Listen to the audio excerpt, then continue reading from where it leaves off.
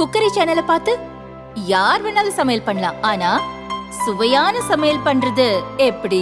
நான் இதயம் நல்லெண்ணெயில சமையல் பண்றேன். ஆஹா ஓஹோன்னு பாராட்டுறாங்க. நீங்களும் இதயம் நல்லெண்ணெயில சமையல் பண்ணுங்க, பாராட்ட வாங்குங்க. தினம் தோறும் வாங்குவே இதயம் இதயம். வணக்கம்.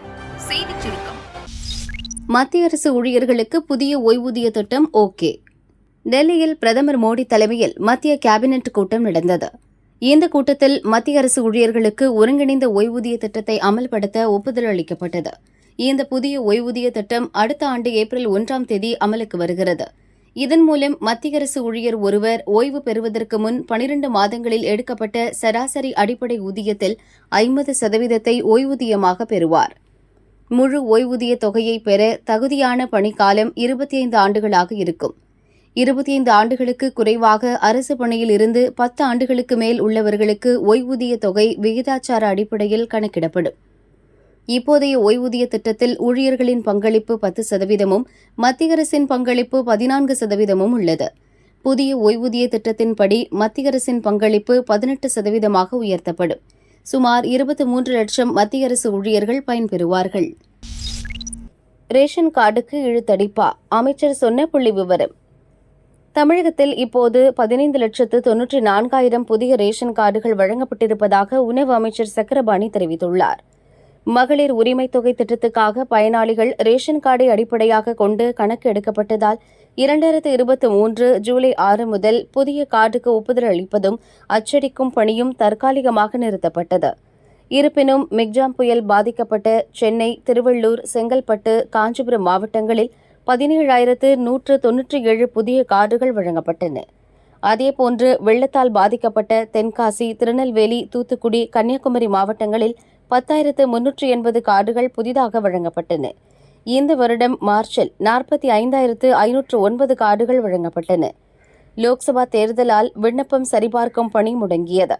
இடைப்பட்ட காலத்தில் 2,89,000 விண்ணப்பங்களில் 1,63,000 மனுக்களுக்கான கள விசாரணை முடிந்து 92,650 விண்ணப்பங்களுக்கு ஒப்புதல் அளிக்கப்பட்டது. அதில் 24,657 கார்டு வழங்கப்பட்டுள்ளன. ஒப்புதல் அளித்த இதர விண்ணப்பங்களுக்கும் புதிய கார்டு அச்சிட்டு வழங்கப்படுகிறது. இதில் எந்த தாமதமும் இல்லை என்று சக்கரபாணி கூறினார். தமிழகத்துக்கு குட் நியூஸ். 30ஆம் தேதி வரை மழை. தமிழகத்தில் சில வாரங்களாகவே பரவலாக மழை பெய்து வருகிறது. இப்போது நிலவும் மேற்கு திசை காற்றின் வேக மாறுபாடு காரணமாக இந்த மழை தொடரும் என்று சென்னை வானிலை ஆய்வு மையம் தெரிவித்துள்ளது. அதன்படி இன்று தமிழகத்தில் ஓரிரு இடங்களிலும் புதுச்சேரி மற்றும் காரைக்கால் பகுதிகளிலும் இடி மின்னலுடன் லேசானது முதல் மிதமான மழை பெய்யக்கூடும். 30ஆம் தேதி வரை இதே நிலைதான் நீடிக்கும். கடந்த 24 மணி நேரத்தில் அதிகபட்சமாக மதுரை மாவட்டம் சாத்தியார் பகுதியில் 3 சென்டிமீட்டர் மழை பதிவாகியுள்ளது. திருச்சி மாவட்டம் மணப்பாறையில் 2 சென்டிமீட்டர் மழையும் பதிவாக இருக்கிறது என்று சென்னை வானிலை மையம் தெரிவித்துள்ளது. வேளாங்கண்ணி தேவாலய விழா. தாம்பரத்தில் இருந்து சிறப்பு ரயில். வேளாங்கண்ணி தேவாலய விழாவை முன்னிட்டு தாம்பரத்திலிருந்து 28ஆம் தேதி சிறப்பு ரயில் இயக்கப்படும் என தெற்கு ரயில்வே அறிவித்துள்ளது. தாம்பரத்திலிருந்து திருச்சிக்கும் சிறப்பு ரயில் இயக்கப்பட உள்ளது. தாம்பரத்திலிருந்து 28ஆம் தேதி இரவு 7:10 மணிக்கு புறப்படும் சிறப்பு ரயில் மறுநாள் அதிகாலை 3:35 மணிக்கு வேளாங்கண்ணி சென்றடையும். மறுமார்க்கமாக வேளாங்கண்ணியிலிருந்து 31ஆம் தேதி அதிகாலை 12:30 மணிக்கு புறப்படும் சிறப்பு ரயில் காலை 8:20 மணிக்கு தாம்பரம் வந்தடையும். இந்த ரயில் செங்கல்பட்டு, விழுப்புரம், பன்ருட்டி, திருப்பாதிரிப்புலியூர், கடலூர் துறைமுகம், பரங்கிப்பேட்டை, சிதம்பரம், சீர்காழி, வைத்தீஸ்வரன் கோவில், மயிலாடுதுறை, பேரளம், திருவாரூர், நாகை வழியாக இயக்கப்படும். அதேபோல் திருச்சியிலிருந்து 28ஆம் தேதி பகல் 12 மணிக்கு புறப்படும் சிறப்பு ரயில் மாலை 4:20 மணிக்கு தாம்பரம் வந்தடையும். மறுமார்க்கமாக தாம்பரத்திலிருந்து 30ஆம் தேதி காலை 10:45 மணிக்கு புறப்பட்டு ரயில் திருச்சிக்கு மாலை 4:10 மணிக்கு சென்றடையும். இந்த ரயில் ஸ்ரீரங்கம், அரியலூர், விருத்தாசலம், விழுப்புரம், செங்கல்பட்டு வழியாக இயக்கப்படும் என தெற்கு ரயில்வே அறிவித்துள்ளது. ஆச்சரியமான விஷயம், பிரமிப்பு போறது அப்படின்னு சொன்னா, எப்பவுமே இந்த ஸ்கூல் டீச்சர் வரும்போது ஸ்கூல் டீச்சருக்கு இந்த நியூ ஸ்டூடெண்ட்ஸுக்கு ப்ராப்ளமே கிடையாது, ஈஸியா சமாளிச்சிடுவாங்க. பழைய ஸ்டூடெண்ட்ஸ் இங்க இருக்க பாருங்க, அவங்கள சமாளிக்கிறது சாதாரண விஷயம் இல்லை. இங்க ஏகப்பட்ட பழைய ஸ்டூடெண்ட்ஸ், நான் அங்க பார்த்து சொல்றேன்,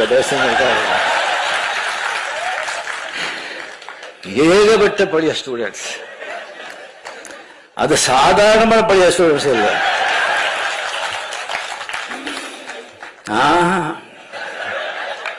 அசாத்தியமானவங்க எல்லாருமே ஃபெயில் ஆயிட்டாங்க. இல்ல ரேங்க் வாங்கிட்டு அந்த கிளாஸ் விட்டு போக மாட்டோம்னு உட்காந்துருக்காங்க.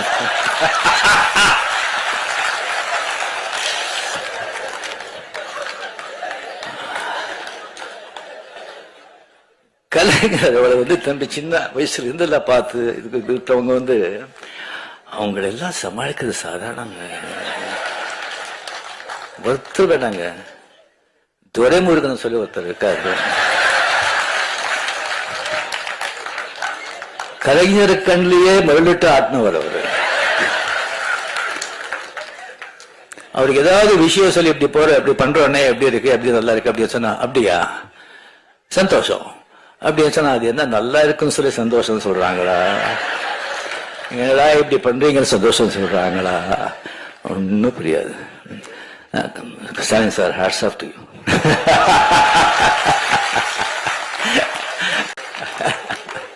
கோவை மெட்ரோ திட்டம் புஸ் திருப்பி அனுப்பிய மத்திய அரசு, வெளியான அதிர்ச்சி தகவல்.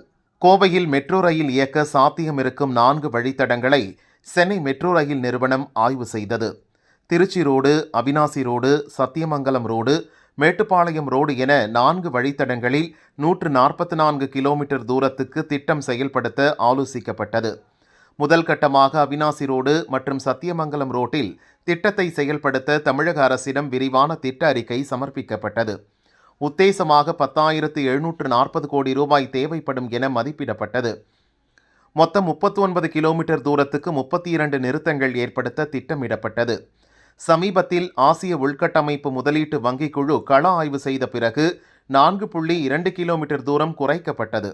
இந்த திட்டத்துக்கு அனுமதி மற்றும் நிதி உதவி கேட்டு மத்திய அரசின் வீட்டு வசதி மற்றும் நகர்ப்புற விவகாரங்கள் துறைக்கு விரிவான திட்ட அறிக்கையை தமிழக அரசு அனுப்பியது. நிதி ஆதாரத்துக்கு மத்திய அரசு 15%, மாநில அரசு 15% பங்களிப்பு தொகை செலுத்தவும், மீதமுள்ள 70% தொகையை வங்கி கடனுதவி பெற்று செயல்படுத்தவும் ஆலோசிக்கப்பட்டுள்ளது. இதற்கு ஆசிய உள்கட்டமைப்பு முதலீட்டு வங்கியில் கடனுதவி பெறுவதற்கான முயற்சி நடந்து வருகிறது. இந்நிலையில் மெட்ரோ ரயில் திட்டத்துக்கான விரிவான திட்ட அறிக்கையில் சில மாறுதல் செய்து அனுப்புமாறு தமிழக அரசுக்கு மத்திய அரசு திருப்பி அனுப்பியுள்ளது. மெட்ரோ ரயில் கொள்கைப்படி எந்த ஒரு நகரத்திலும் மெட்ரோ ரயில் அமைக்க வேண்டுமென்றால் அதற்கான விதிமுறைகளை பின்பற்ற வேண்டும். விரிவான திட்ட அறிக்கையோடு திட்டமிடப்படும் வழித்தடத்தை ஒட்டி அமைந்துள்ள வேறு சில சிறு வழித்தடங்களையும் உள்ளடக்கி ஒருங்கிணைந்த திட்ட அறிக்கை அளிக்க வேண்டும். திட்டத்தின் பிரதான வழித்தடம் பொருத்தமாக இல்லை என்றாலோ அல்லது பல்வேறு காரணங்களால் கைவிடப்படும் சூழ்நிலை உருவானாலோ வேறொரு புதிய வழித்தடத்துக்கு ஆய்வறிக்கை அளிக்க வேண்டும். அதாவது மெட்ரோ ரயில் திட்டத்திற்கான விரிவான திட்ட அறிக்கையோடு சேர்த்து 2 அறிக்கைகளை மத்திய அரசிடம் சமர்ப்பித்திருக்க வேண்டும். ஆனால் விரிவான திட்ட அறிக்கையை மட்டுமே தமிழக அரசு சமர்ப்பித்துள்ளது. அதன் காரணமாக திட்ட அறிக்கை திருப்பி அனுப்பப்பட்டுள்ளது. தேவையான திருத்தங்கள் செய்து மீண்டும் திட்ட அறிக்கை மத்திய அரசுக்கு அனுப்பி வைக்கப்படும் என்று மெட்ரோ நிறுவன அதிகாரிகள் தெரிவித்தனர். 10 வருடம் இருந்த பவர் மோடியிடம் பறிபோனதா? பாஜகவில் குமுறல் சத்தம்.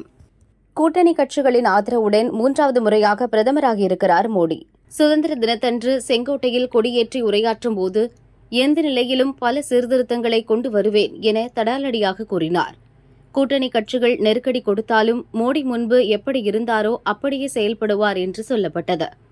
சமீபத்தில் மத்திய அரசின் இணை செயலர் பதவிகளுக்கு IAS அல்லாத நேரடியாக விண்ணப்பங்களை வரவேற்றது மத்திய அரசின் தேர்வாணையம்.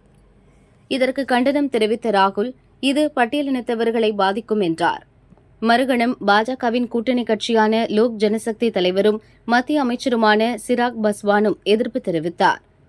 இது பாஜகவுக்கு அதிர்ச்சியை ஏற்படுத்தியது. அடுத்த நாளே மத்திய தேர்வாணையம் இணை செயலர் பதவிக்கான விளம்பரத்தை வாபஸ் பெற்றது. நெருக்கடியில் சிக்கிவிட்டாரோ மோடி என அரசியல் வட்டாரங்களில் பேச்சு ஆரம்பித்துவிட்டது. இந்த பேச்சை உறுதி செய்வது போல் இன்னொரு விஷயமும் அரங்கேறியிருக்கிறது. காஷ்மீருக்கு சட்டசபை தேர்தல் நடக்க இருக்கும் நிலையில் பாஜகவின் பொதுச் செயலராக ராம் மாதவ் நியமிக்கப்பட்டுள்ளார். இவர் காஷ்மீர் தேர்தலை கவனித்துக் கொள்வார் என அறிவிக்கப்பட்டுள்ளது. 2015 காஷ்மீரில் பாஜக பிடிபி கூட்டணி ஆட்சி அமைக்க அடித்தளம் அமைத்தவர் ராம் மாதவ். பின்னர் பிரதமர் மோடியுடன் ஏற்பட்ட கருத்து வேறுபாட்டால் நீக்கப்பட்டார். RSSல் முக்கிய பதவி வகித்த மாதவ் மீண்டும் பாஜகவில் முக்கிய இடத்துக்கு வருவது பல சர்ச்சையை கிளப்பியுள்ளது. முழுக்க முழுக்க RSS ஆசையோடுதான் மாதவ் பாஜகவுக்கு மீண்டும் வந்துள்ளார். RSS உடன் மோடிக்கு கருத்து வேறுபாடு என செய்திகள் அடிபட்டுக் கொண்டிருந்த நிலையில் மாதவின் நியமனம் மோடி தனிச்சையாக செயல்படுகிறாரா என்பதை மீண்டும் கேள்விக்குறியாக்கிவிட்டது என பாஜகவுக்குள்ளே குமரல் குரல் ஒலிக்கிறதா?